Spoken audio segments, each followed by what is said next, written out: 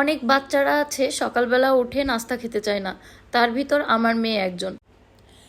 তাই একটু টেকনিক অবলম্বন করে আজ মেয়েকে ফ্রোজেন পরোটা দিয়ে নতুন একটা নাস্তা তৈরি করে দিচ্ছি।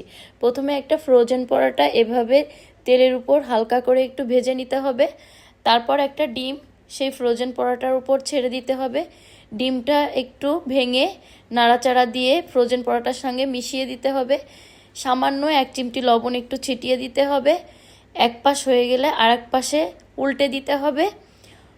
উল্টে দেওয়ার পর আমি কিন্তু এখানে সামান্য একটু মজেরেলা চিজ ইউজ করব।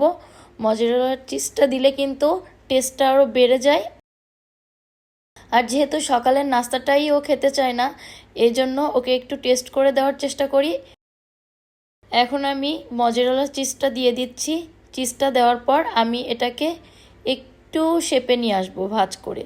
তারপর মাঝখান থেকে 2 টুকরো করে এই খুন্তির সাহায্যেই কেটে নিব। কেটে ওকে সস দিয়ে পরিবেশন করব।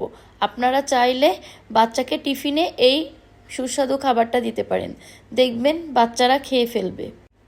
আজ এ পর্যন্ত। আল্লাহ হাফেজ।